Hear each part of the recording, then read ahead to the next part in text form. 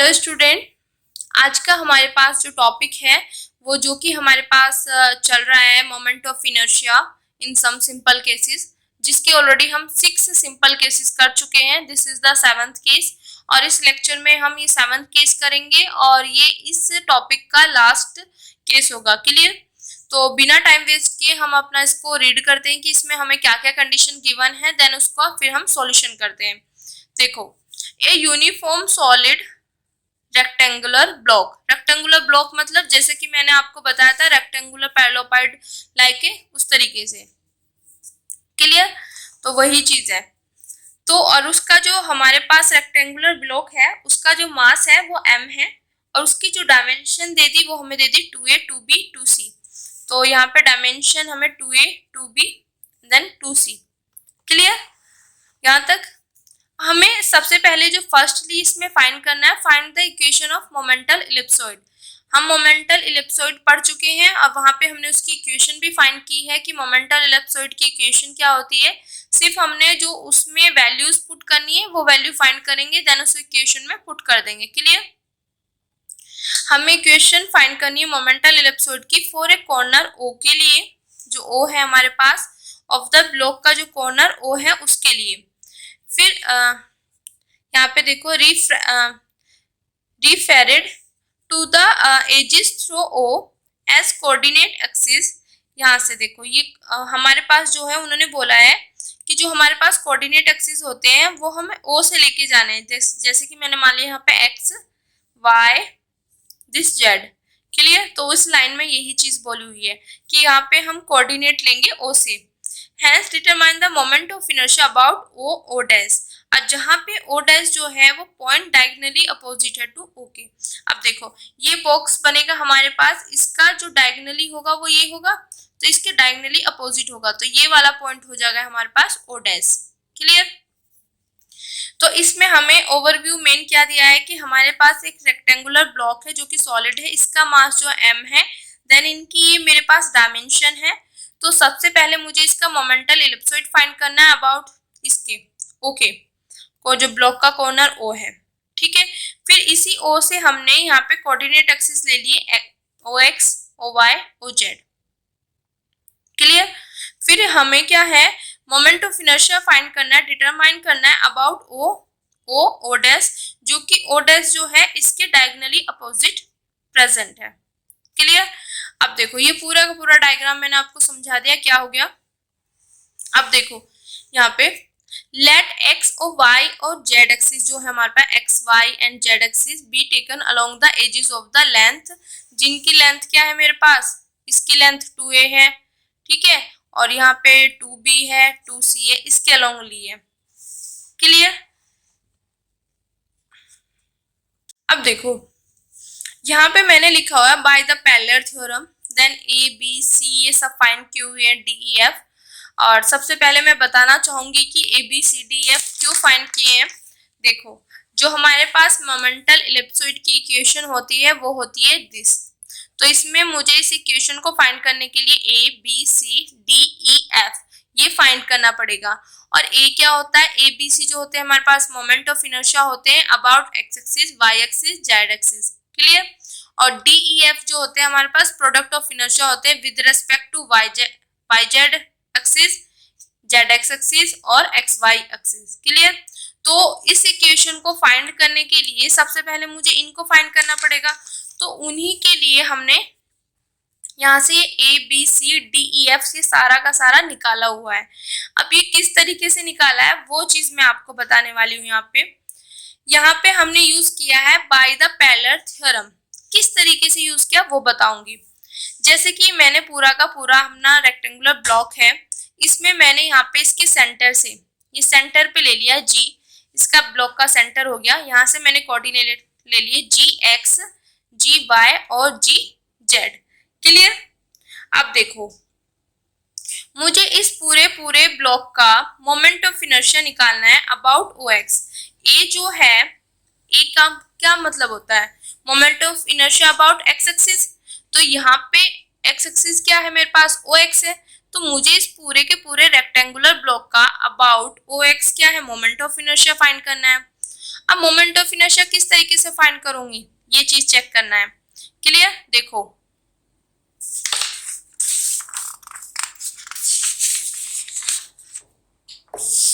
Minute बेटा, यहाँ से ये डायग्राम आपको अच्छे से दिखाई दे रहा है। अब मैं ये बताते हैं किस तरीके से। मुझे मोमेंट ऑफ ए जो होता है मेरे पास, एक चीज निकाल के बताऊंगी, फिर बी सी हम उसी तरीके से लिखेंगे। मोमेंट ऑफ इनर्शिया मुझे निकालना है ओ एक्स के अबाउट, इस पूरे रेक्टेंगुलर का, तो यही तो ए होता है हमारे पास, moment of inertia about x axis के लिए। अब मुझे इसके अबाउट, मतलब इसका मतलब है ओ एक्स के। क्लियर?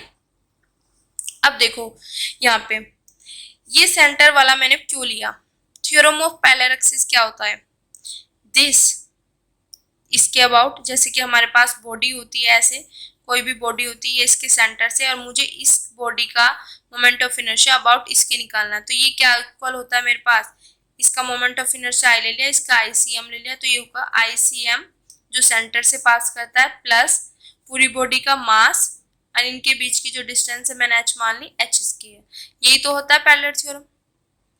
अब देखो यहाँ पे पैरेलल थ्योरम क्यों यूज की, मैंने अभी आपको पिछले केसेस में ये बताया था कि अगर मेरे पास कोई भी रेक्टेंगुलर लैमिना होगा या रेक्टेंगुलर पैरेललोपाइड जो हमने यूज किया था, अगर मुझे उसके सेंटर से मोमेंट ऑफ इनर्शिया फाइंड करना है तो उसका क्या आया था, सेंटर से। देखो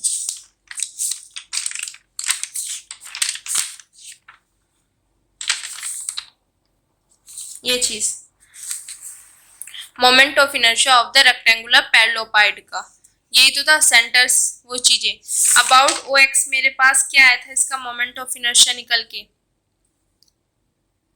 यही तो आया था, ओ एक्स क्या था मेरे पास, ये सेंटर से। क्लियर? वहां पे जी एक्स है, यहाँ पे ओ एक्स है, तो यही तो निकाला था कि जो सेंटर पे हो उसे O X, O Y, O Z, इस पूरे बॉक्स का जो हमारे पास रेक्टेंगुलर पैरेललोपाइड था या रेक्टेंगुलर ब्लॉक था, इसका हमें मोमेंट ऑफ इनर्शिया हमने ये फाइंड किया था। क्लियर? तो यहाँ पे पैरेलल थ्योरम हमने इसलिए लगाई क्योंकि मुझे ओ एक्स इसके अबाउट फाइंड करना है, बट मुझे पता है कि रेक्टेंगुलर जो ब्लॉक होगा हमें उसके सेंटर मतलब जी एक्स के अबाउट हमें उसका मोमेंट ऑफ इनर्शिया पता है। तो यहाँ पे हमारे पास जो पैरेलल थ्योरम है वो ये चीज है, तो यहाँ पे ए आ गया, और यहाँ पे क्या आएगा, moment of inertia about G x के अबाउट प्लस पूरी बॉडी का हमारे पास रेक्टेंगुलर ब्लॉक का क्या मास है, दिस। अब देखो यहाँ पे आएगी डिस्टेंस, ये डिस्टेंस, ये डिस्टेंस का मैंने मान लिया इन दोनों के एक्सिस के बीच में डिस्टेंस, यही तो होता है थ्योरम ऑफ पैरेलल एक्सिस। क्या होती है हमारे पास, जिसके अबाउट हमें निकालना है वो, ठीक है, इक्वल टू जो सेंटर से पास करे उसका moment of inertia, then mass and उनके बीच की डिस्टेंस। तो मेरे पास इसके अबाउट मुझे पूरे उसका रेक्टेंगुलर ब्लॉक का मोमेंट ऑफ इनर्शिया फाइंड करना है, इक्वल टू किसके होगा, जो उसके सेंटर से होगा, ठीक है, प्लस मास, और इन दोनों के बीच की डिस्टेंस मान ली मैंने, इन दोनों एक्सिस के बीच की distance H square. Clear? H मान ली जो कि एच स्क्वायर हो जाएगा। क्लियर? अब देखो ये चीज मेरे पास आ गया यहाँ पे। अब देखो इसकी वैल्यू मैंने अभी क्या बताई, मैंने बताया कि जो मेरे पास रेक्टेंगुलर पैरेललोपाइड होगा और उसके सेंटर से निकालेंगे तो इसका मोमेंट ऑफ इनर्शिया मेरे पास क्या आया था, m/3 b² प्लस के c² आया था या नहीं। अब यहाँ पे देखो यही तो किया हमने प्रूफ। क्लियर? मैंने बता दिया कैसे। अब यहाँ पे मास, अब ये डिस्टेंस कैसे निकालेंगे वो बताती हूँ, डिस्टेंस कैसे लिखा हुआ है। देखो ये यहाँ से मेरे पास O है, यहाँ पे ये G है, जिसके कोऑर्डिनेट मेरे पास A B C आएंगे, यहाँ पे 0 0 0 होंगे, और यहाँ से ये मुझे H फाइंड करनी, दिस एंड दिस, ये पूरा का पूरा मेरे पास एक राइट एंगल ट्रायंगल बन गया। क्लियर? अब देखो यहाँ पे ये तो मुझे पता है ये 0 है, ओरिजिन लेके चल रहे हैं, इसको 0 0 होंगे ओरिजिन के कोऑर्डिनेट। अब ये सेंटर के मैंने यहाँ पे जो मैंने सेंटर ऑफ मास लिया है, यहाँ पे इसके ABC क्यों लिए, सेंटर ऑफ मास मतलब ग्रेविटी वाला पोर्शन लिया है कि इसके सेंटर ऑफ मास से पास कर रहा है, यहाँ पे G जो लिया है सेंटर ऑफ मास से, तो ये मैंने ABC क्यों लिया, क्यों, क्योंकि ये सेंटर पे है। अब ये पूरी की पूरी 2a है, सेंटर पे है, तो ये इसको a और a, तो मतलब ये इस एक्सिस पे कितना चला a, फिर y पे कितना चला b और c पे कितना चला c। तो जैसे 2a 2b 2c थे तो वो abc हो जाएंगे ना, ऐसे ही तो होता है। जैसे ये है रोड है और इसके मैं सेंटर से यहाँ पे बीच में से ले रही हूँ सेंटर, तो अगर 2a है तो ये मेरे पास aa हो जाएगी। तो वही तो चीज है। तो इसका कोऑर्डिनेट यहाँ पे जो सेंटर पे है, तो ये इस पे a चलेगा, इस पे c चलेगा और इस पे b चलेगा, तो a b c। अब देखो हम इक्वेशन इसकी लेंथ फाइंड करेंगे। लेंथ का फॉर्मूला क्या होता है 2 पॉइंट्स के बीच में? मेरे पास x1 y1 और z1, अगर 2 पॉइंट हैं y2 z2, तो मैं जब लेंथ फाइंड करती हूँ तो मेरे पास होता है ये x2 माइनस के x1 का स्क्वायर प्लस y2 माइनस के y1 का स्क्वायर प्लस z2 माइनस के z1 का स्क्वायर। क्लियर? अब यहाँ पे ये मेरे पास 0 0 है और यहाँ पे ए बी सी है। अब देखो लेंथ क्या होगी मेरे पास, इसकी लेंथ निकाल रही हूँ मैं, इस वाले की। तो यहाँ पे देखो a माइनस ये x2 माइनस x1, तो a माइनस 0 0, तो a स्क्वायर प्लस के b square plus c square, ये आ जाएगी। तो इसकी जो मेरे पास आ गई वो ये वैल्यू आ गई।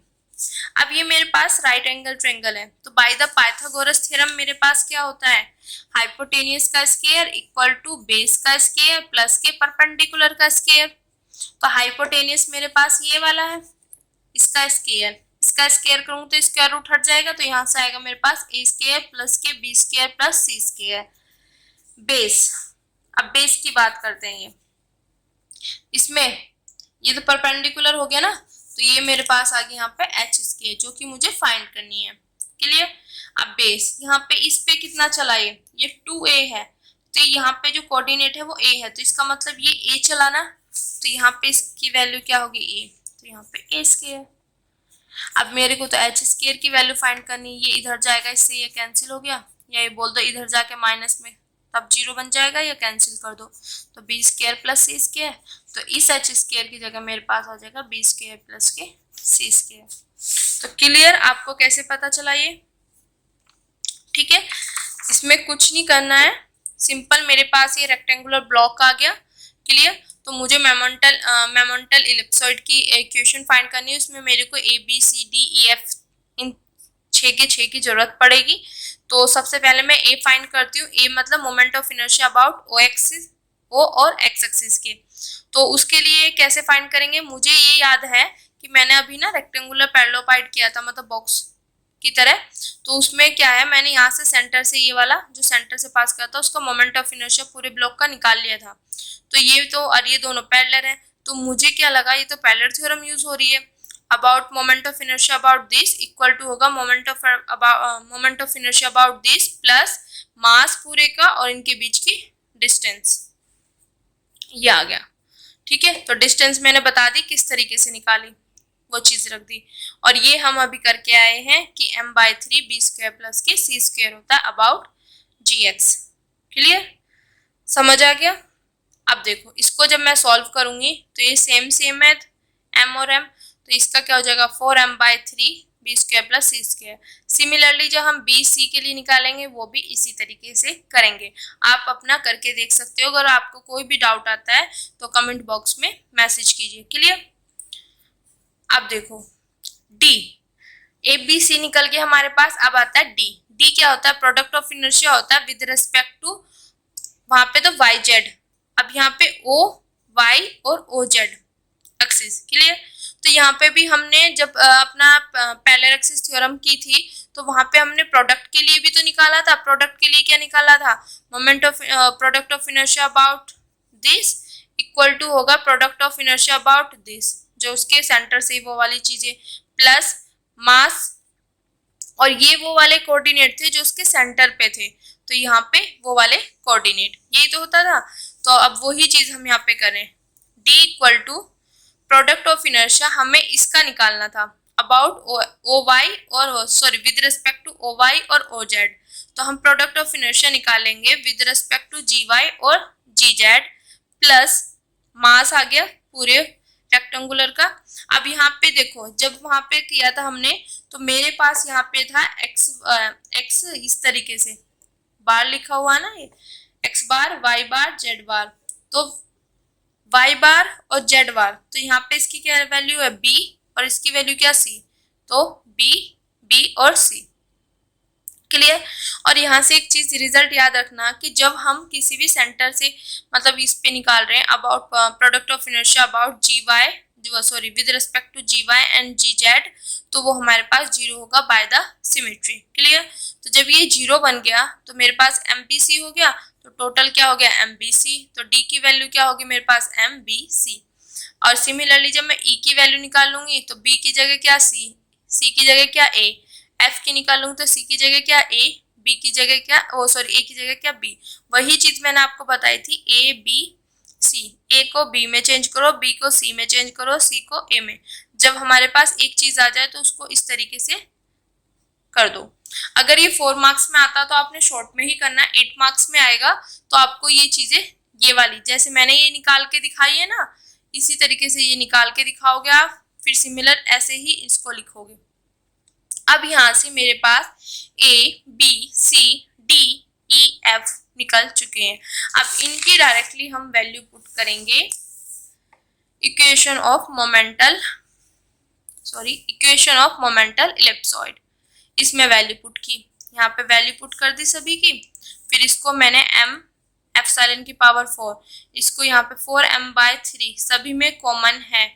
यहाँ पे इस वाले में शुरू वाले में 4m/3 कॉमन लिया, यहाँ पे 2m कॉमन है तो 2m कॉमन ले लिया। तो ये मेरे पास आ गई इक्वेशन ऑफ मोमेंटल इलिप्सॉइड की। क्लियर। यहाँ तक का तो हमारे पास काम हो गया जो हमने मोमेंटल इलिप्सॉइड की इक्वेशन फाइंड करनी थी।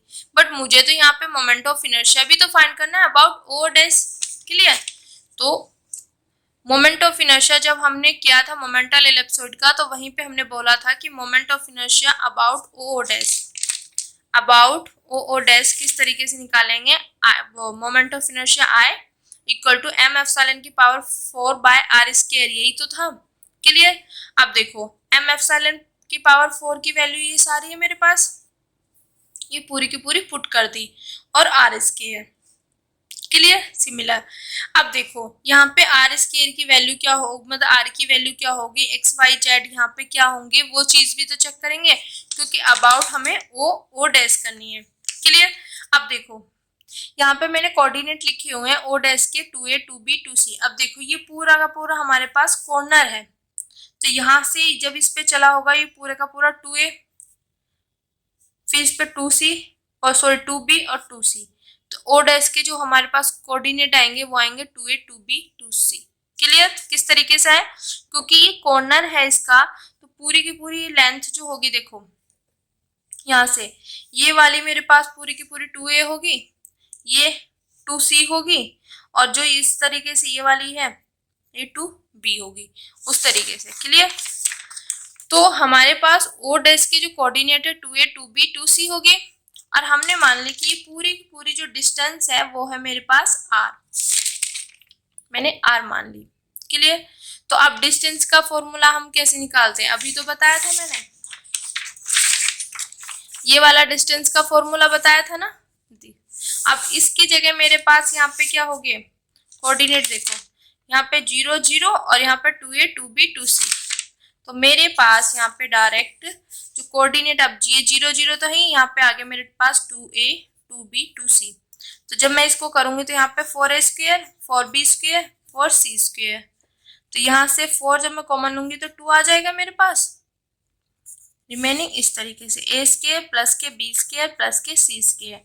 तो मेरे पास r की वैल्यू आ गई दिस, यही तो लिखा हुआ है। क्लियर। अब देखो यहाँ पे r की जगह ये वैल्यू पुट कर दी इसकी यहाँ पे, तो r² की वैल्यू ये हो जाएगी, यहाँ पे 4m था ये 3 था, 3 नीचे चला गया, अब ये बचा मेरे पास। इसको कैसे सॉल्व किया, यहाँ पे देखो m मेरे पास दोनों में है, कॉमन आ जाएगा, 2 कॉमन आ जाएगा, ले लिया। रिमेनिंग यहाँ पे क्या बचा 2। अब देखो इसकी जब इससे मल्टीप्लाई करो पूरे के अंदर और 2 से मल्टीप्लाई करो तो यहाँ पे 8 आ जाएगा, तो 8a² b², 8a² c²। Similarly ये इस तरीके से पूरा का पूरा हमने यहाँ तक कर दिया। फिर यहाँ पे मेरे पास रिमेनिंग क्या बचा था 3, यहाँ पे बचा 3। अब देखो 3 4 जा 12, तो 12 बी स्क्वायर सी स्क्वायर, और सिमिलरली ये कर दिया आगे। क्लियर। और नीचे यहाँ पे इसकी मल्टीप्लाई करके ये एज इट इज। अब यहाँ पे देखो इससे कट होगा तो m/6 हो जाएगा मेरे पास, a square plus B square. अब देखो यहाँ पे देखो ये सेम है ये सेम है, 8 8 16 हो गए, और 16 में से ये 12 गए 4, तो 4 a स्क्वायर बी स्क्वायर, ऐसे ही सब बन जाएंगे। फिर यहाँ से 4 कॉमन लिया, मेरे पास ये आ गया, और जब 4 कॉमन लेंगे तो 2/3, ठीक है, ये कैंसिल हो जाएगा, और ये मेरे पास आ गया moment of inertia about o dash. ठीक है, क्लियर। आई होप आज का लेक्चर आपको अच्छे से समझ आया होगा। आज के लिए बेटा thank you so much. Then हम नेक्स्ट टॉपिक अपना करेंगे इक्विमोमेंटल। नेक्स्ट टॉपिक करेंगे हम इक्विमोमेंटल सिस्टम और इससे रिलेटेड जो है थ्योरम।